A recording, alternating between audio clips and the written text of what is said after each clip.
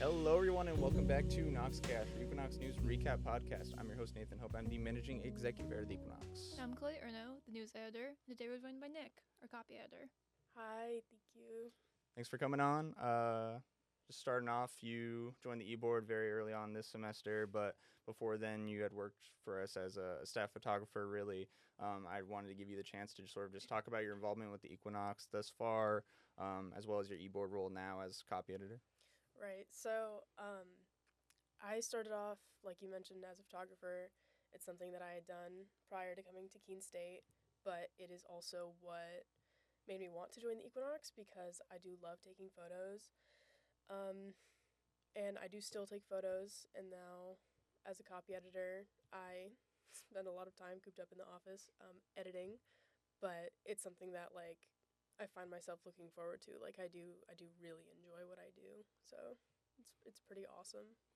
Right, and also recently having branched into doing graphic or two, and so sort of, that multimedia aspect of the multimedia journalism sort of shining through. What's your advice, or what would you say to someone who might be interested in potentially joining the Equinox? What would you say to them as someone who, you yourself being, in the grand scheme of things, relatively new as well?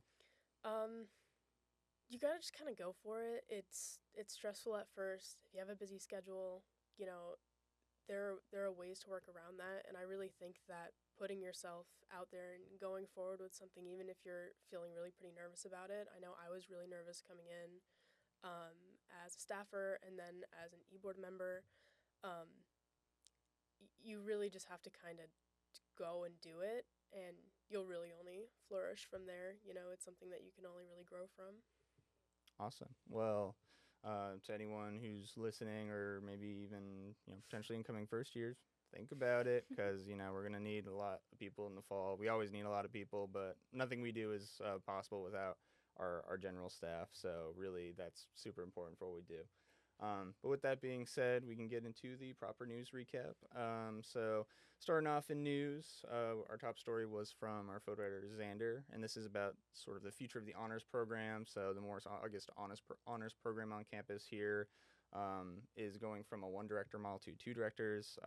So the director is actually leaving at the end of the year because he took the faculty buyout deal, the career transition incentives. And he's a professor. I've also had Phil Barker from political science. And I know when I first heard that he was leaving, and sort of him talking to the class about how that's difficult given his position as honors program director, and obviously there being some uncertainty about that. I was glad to see that they came up with this transition plan and these people that are willing to step up and take on the role, because if you're in the honors program, you get advised through that. And I know Phil Barker had like over 100 advisees, which is not really manageable for any one person, I feel like. So I think the idea with this new co-director model is to make sure that students sort of can feel a little bit more supportive of just managing the workload from both ends. But I think on the other hand, we got some quotes in here from students in the program who talk about maybe partly due to the fact that it's, Barker is outgoing, going out of, the college, that there could be better communication or, sort of visibility of the program around campus. But Chloe, I know you could probably also speak to as someone in the program as well. Yeah, as a part of the program, I've been trying to keep up with what's happening with the directors, and I was very upset when I found out that Philip Barker was leaving, because he's always been so flexible and so easy to schedule appointments with to discuss classes, discuss courses, everything that's going on. I think now that he's leaving, it will be a bit more difficult just to arrange meeting times, be able to talk to people. He was only one person, but he had a great deal of work, and he was very good at communicating to the students under him. And so I'm just worried that going forward, it won't be as easy to schedule classes, it won't be as easy to talk about honors courses. I think it might just be more difficult going into the fall. I am not part of the honors program, but I do think that while it'll be difficult, I think spreading the amount of students involved across two people rather than having it just have been Barker, like you mentioned, I think it'll benefit the students in the long run um, if they're able to communicate more effectively. And I think um, that it is pretty unfortunate that he's got to go or that he is going. But yeah, I do hope and I do see hope for it becoming a thing that's a little more um, easy to communicate within. Yeah, definitely, and I think it's sort of a situation where I think getting the student input in this story was crucial because you really hear that advice of, now that there is a new director is coming on, that they'll have the opportunity to maybe take into account some of the advice and sort of what they would suggest for the program going forward.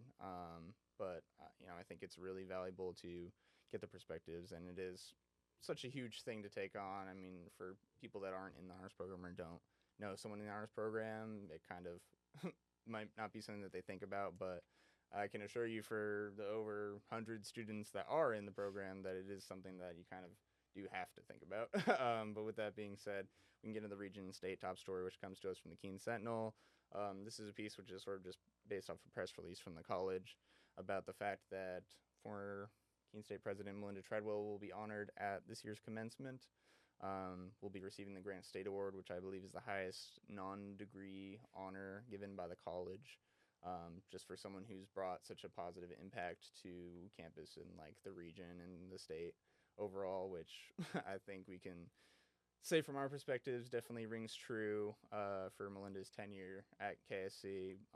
It also touches on the fact that U.S. Senator Maggie Hassan, as well as former New Hampshire Governor Maggie Hassan, will be given honorary doctorate of humane law or something like that, just to recognize all she's done for the state. But I think, a lot of people have been thinking about Treadwell sort of potentially being at commencement for a while now and not really knowing what role she might serve there, or if she would just go as maybe a visitor because, as someone in the senior class, that was my president for almost 3.5 years out of 4. And so it kind of wouldn't, I think, in my opinion, feel wrong almost to not have her there, especially given the news on top of that Don Burks will be going to Plymouth's commencement because it is on the same day, and so he's kind of prioritizing them. But I was extremely happy to hear that Melinda will be not only at commencement but receiving an award. I think it is a very sort of fitting way to celebrate all that she's done. Yeah, and we are doing a piece as a follow-up at the Equinox, and I'm getting to talk to her later tonight at the time of recording this. I'm really excited about that. It's always a pleasure to have her back on campus. We do miss her a great deal. And it will be nice in a way to have basically our former president there, someone who's been here at least for the first year and a half of my tenure at Keene State. And it'll be nice to have at least one president there, I would say. Yeah, I think it is quite unfortunate that Don Burks will not be here, given that he's stepping into the president role for now. Coming to Keene State was influenced by the fact that Melinda was president at the time, and I didn't get to see her here for very long, but seeing her at commencement I think is a really, really nice thing, and that she'll be recognized for all of the hard work and dedication that she put into the school and into all of the students that attend. I think it's a really good thing. Yeah, and so stay tuned for the piece coming from us, following up on that, because it's going to be something more to talk about as we near the end here. But with that being said, we can get into our student life top story, which is from our staffer, Sophia Miranda. So this is coverage of the annual sex toy bingo event put on by the Feminist Collective. Sort of an event that might not really need introduction, but if you're not familiar, it's basically how a regular game of bingo would be played, like you see at the Office of Student Involvement, but the prizes are sex toys. So that's sort of the whole point, and it's really to bring about sex positivity and sort of to take away that taboo that's around, the use of sex toys and being more sex positive in general.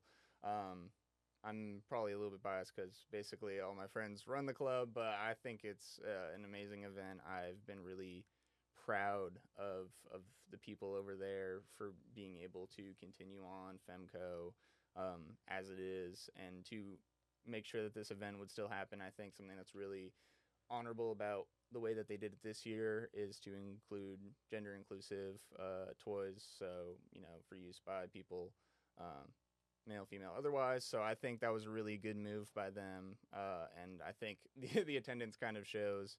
I think they had over 200 people in attendance. I know that they ran out of bingo cards as well, so that was a little bit of a stressful moment, but it's a good problem to have.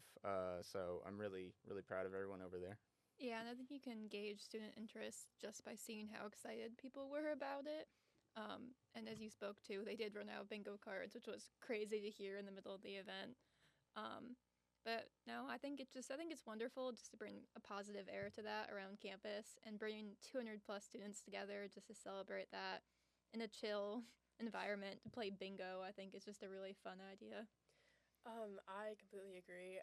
When I found out that the turnout was like over 200, I was really, really happy for the Feminist Collective. I know that they've been kind of struggling, trying to find more people to join, and just seeing and hearing about the fact that so many people were interested in being at an event of theirs, especially one as big as Sex Toy Bingo. I think it was really, really good for not just the org, but like for community as well. I think it probably is a memory that will last in many people's minds for a very long time. So there's no really beating that.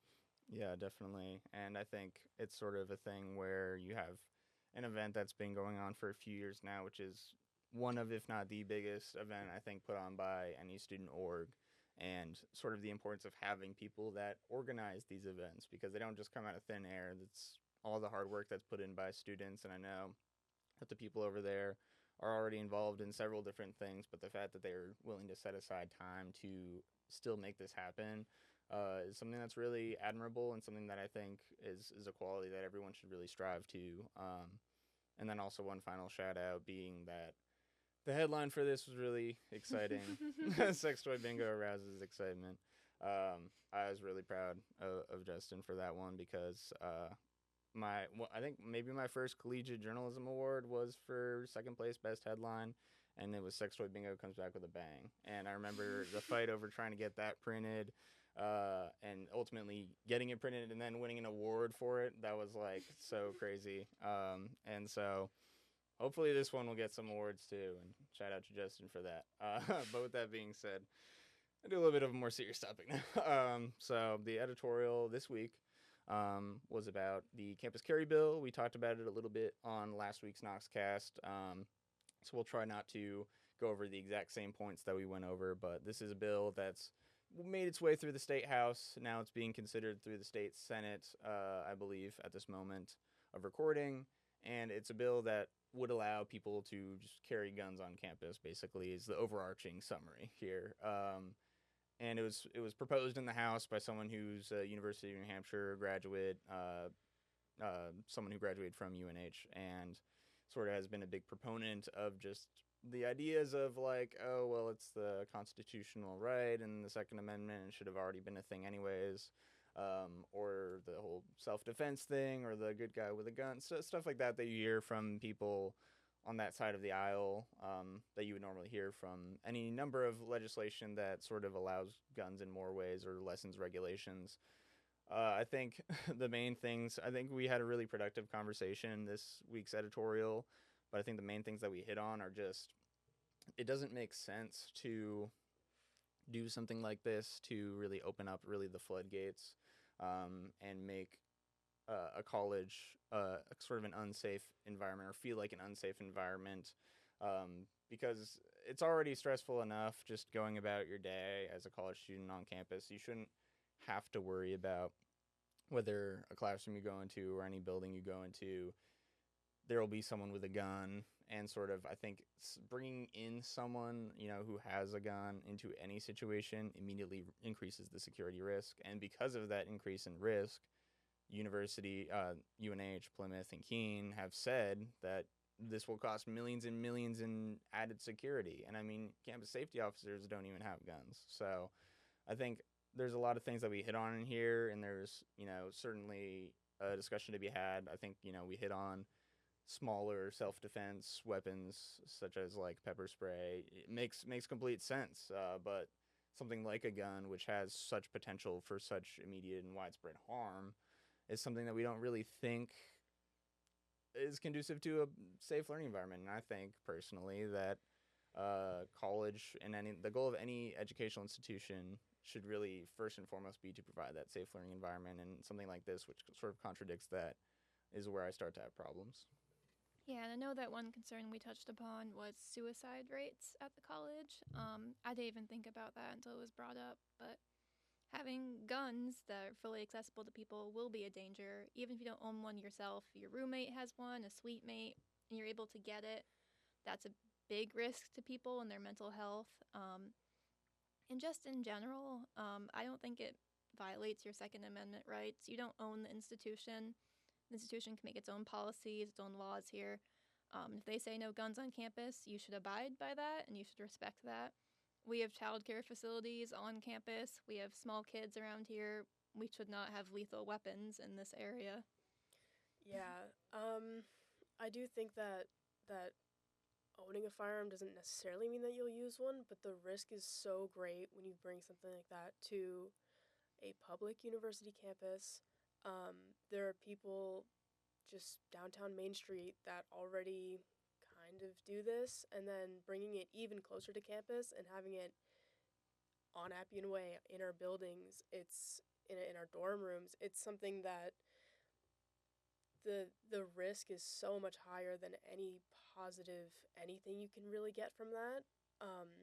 Like Chloe mentioned, the suicide risks, the people that think that they're joking or messing around or playing, and then they accidentally the gun goes off. There's so much involved, and so many fine details that people just often overlook just because they want to say, like, look at me, I'm cool and I have a gun and I can bring it wherever I want.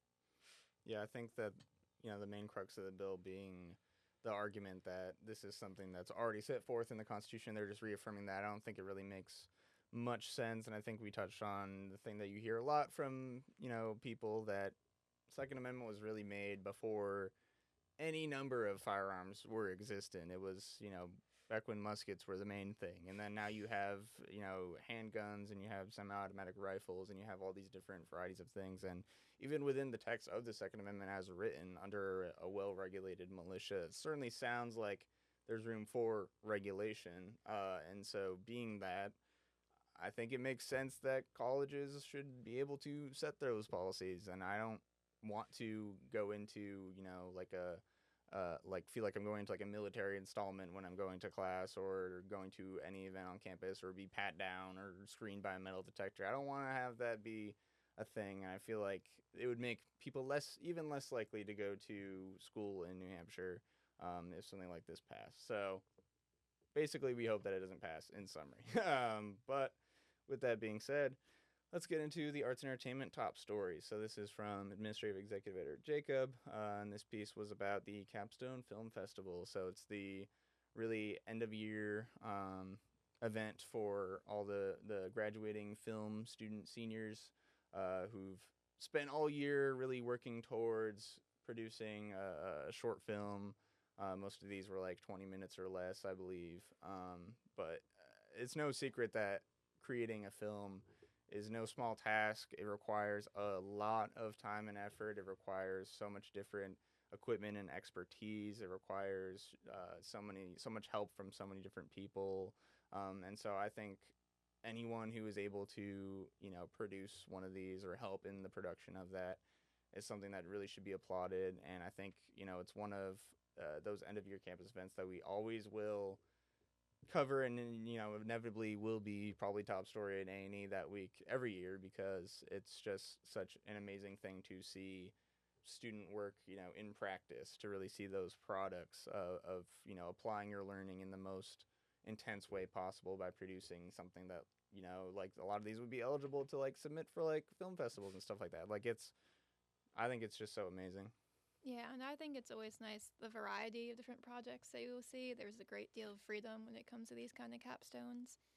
And I think it's just a great opportunity for film majors as well to have a culmination of all this work into a 20-minute project or longer that they can show to people to put on their resume of what they've done, what is the product of just their time here at Keene. And I really do think it helps with recruiters. It probably helps with jobs in the future as well. I think another piece of that is it's really nice to be able to tell people, hey, I did this thing.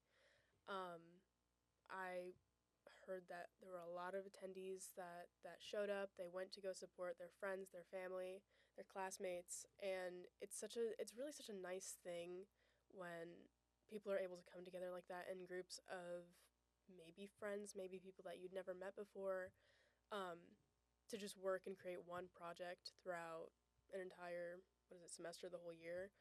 I think it's really, really cool, and it's a really good bonding exercise as well, and you could be meeting people that you'll be talking to for the rest of your life, so I think it's really cool. Yeah, I think, again, it's just, the variety is so amazing when you look at completely animated versus completely, live action, or completely just all these different themes and things that people, there's documentarian style pieces, there's, more traditional short film like fiction pieces, but I think regardless of the medium or how many people worked on it or how much money each project raised, that there's a certain amount of like pride and sort of joy that you can get as a filmmaker.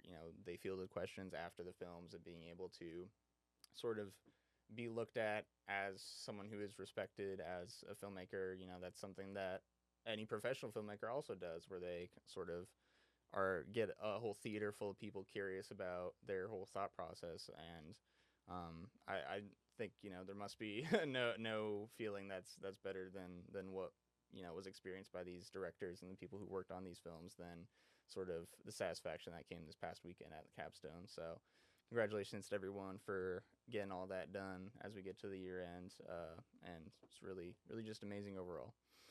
With that being said, though, we can get into our top story in sports, coming to us from our sports editor, Frank. This piece is about an esports season sort of wrap up. So there's a couple things about esports that are different than some of the other sports on campus. I think a big one is sort of their season doesn't really like officially like end. It sort of is like a rolling thing, because it's not dependent on weather. It's not really dependent on a lot of these athletes sort of specifically just do esports. They're not involved. They're not like dual athletes or anything like that. So I think with esports, it's sort of like a continuous thing and something that we sort of sometimes struggle to keep up with because of just how constant it can be. And they have like 5 different games offered here. So I think really the biggest thing to come out of the article is that 4 out of the 5 teams reached playoffs. So that was Valorant, Rocket League, Overwatch, and Super Smash Bros. And there's just some really good quotes in here, specifically about the Valorant team who won a championship. And I know there was another piece we did earlier in the year about like a charity live stream they did, and it seems like a team that is really, in the grand scheme of things, relatively new. I think, it came about a couple of years ago at this point, but still just, such an innovative, different idea, something that, you think of the sports realm, your mind doesn't immediately go to like competitive gaming, but with things how they are today, with like, where the world is going in terms of like interest, having something like this available, having like the equipment and things like that, I think has really proven to be a big asset. And I think it brings a lot of satisfaction and pride for the people who are in these things that normally wouldn't play in other athletics, but they can still get the same appreciation and get the same feelings that people on any other team do. So I thought it was a really nice piece. Yeah, I always think it's interesting when we have articles about esports as someone who didn't really know a lot about it beforehand. And it really goes to show how much work they put into everything, how much effort and practice it takes, because it is a sport and it takes a lot to actually master it. And I know that some people don't respect it as a sport, but I think articles like these really show how much effort these players put in to get to the playoffs, to win, and what they also do for the community in terms of charity. Yeah, I think especially the charity aspect, I think, is really, really interesting because, if you're able to play video games and raise money for different organizations and to help people by doing something that you love, I think that's just such a good, really, really cool thing. I also think it's really interesting that, I mean, as of current, I think it's mostly run by first years, and how they were able to get to the playoffs and, get all this recognition as people that are still pretty new to the game. I think that it's really, really interesting to see that they were able to kind of get this far when they're still starting out. Yeah, definitely. Congratulations to everyone who made it to the playoffs in the esports, and to those who just took that step in participating. I think esports, like anything on campus, I will always celebrate. Student involvement comes in many forms, so great stuff as always. But with that being said, that brings us to the end of the news recap here. We got one more coming at you next week, and in my final as co-host, but there will be someone else carrying the flame. Don't worry. So with that being said, though, I'd like to extend a special shout out to the composer of the music for Noxcast, very own Equinox alum Zach Keenan, to the creator of the graphic for Noxcast, our very own art director Elijah Fisher, and to the editor of Noxcast, our very own multimedia director Noelle Hisgen. Until next week.